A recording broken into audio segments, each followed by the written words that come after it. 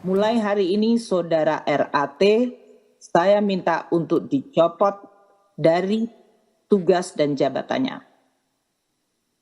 Dasar pencopotan dari jabatan struktural adalah pasal 31 ayat 1 PP 94 tahun 2021 mengenai disiplin pegawai negeri sipil.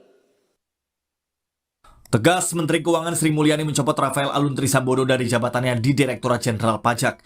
Sri Mulyani juga memerintahkan Inspektorat Jenderal untuk memeriksa kewajaran harta kekayaan Rafael. Pencopotan Rafael berkaitan dengan kejelasan asal harta kekayaannya setelah anaknya Mario menjadi tersangka penganiayaan. Anak pejabat pajak ini disorot karena kerap pamer kekayaan. Saya sudah menginstruksikan kepada Inspektorat Jenderal untuk melakukan pemeriksaan harta kekayaan dan dalam hal ini kewajaran dari harta dari saudara RAT. Pada tanggal 23 Februari yang lalu, Inspektorat Jenderal telah melakukan pemeriksaan kepada yang bersangkutan. Beberapa saat usai dicopot dari jabatannya, Rafael mengajukan pengunduran diri dari PNS Ditjen Pajak Kementerian Keuangan. Secara aturan, permintaan ini tidak diperbolehkan. Sesuai Peraturan Badan Kepegawaian Negara Nomor 3 Tahun 2020 tertulis, permintaan PNS berhenti ditolak apabila dalam pemeriksaan pejabat yang berwenang memeriksa karena diduga melakukan pelanggaran disiplin PNS. Sebelumnya, Rafael meminta maaf atas penganiayaan yang dilakukan anaknya. Rafael menyebut siap diperiksa terkait harta kekayaannya. Terkait pemberitaan mengenai harta kekayaan saya, sebagai bentuk pertanggungan jawab, saya siap memberikan klarifikasi terkait harta kekayaan yang saya miliki. Saya siap mengikuti seluruh kegiatan pemeriksaan oleh Inspektorat Jenderal Kementerian Keuangan. Kasus ini menjadi perhatian publik karena mobil yang dikendarai tersangka saat menganiaya menggunakan plat palsu. Selain itu, polisi menduga mobil tersangka menunggak bayar pajak.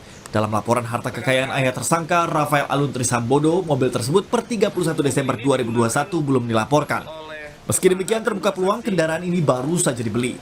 Hanya saja, kendaraan ini sering dipamerkan tersangka melalui akun media sosialnya.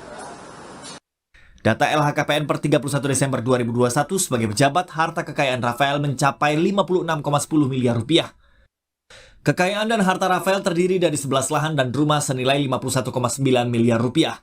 Selain itu, 2 mobil senilai 425 juta rupiah serta harta bergerak, surat berharga, kas dan harta lain sebesar 2,53 miliar rupiah.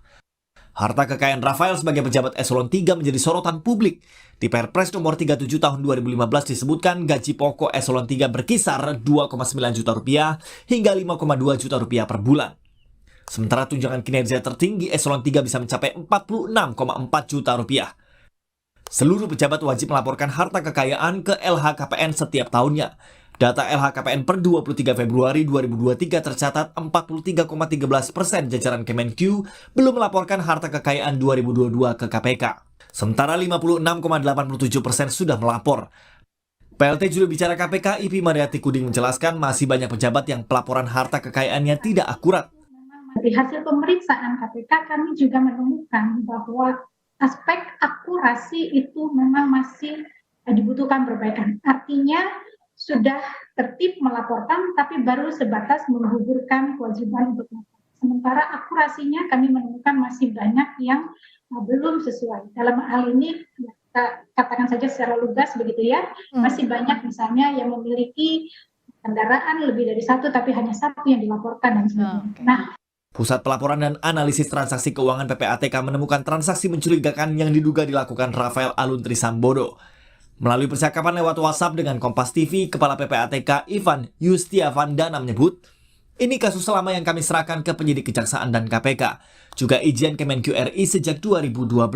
Sekarang sudah 2023, RAT tampaknya masih bekerja baik. Ya, transaksi signifikan tidak sesuai profil yang bersangkutan dan menggunakan pihak-pihak yang patut diduga sebagai nomine atau perantaranya. Sementara itu, korban penganiayaan anak pejabat Ditjen Pajak saat ini masih dirawat di rumah sakit. Menteri Agama yang juga Ketua Umum GP Ansor Yakut Khalil Qomas sempat menjenguk korban. Setelah mendapatkan perawatan di Rumah Sakit Permata Hijau, korban kini dirawat di ruang ICU Rumah Sakit Mayapada, Jakarta. Korban merupakan anak dari pengurus GP Ansor DKI Jakarta. Tim Liputan Kompas TV.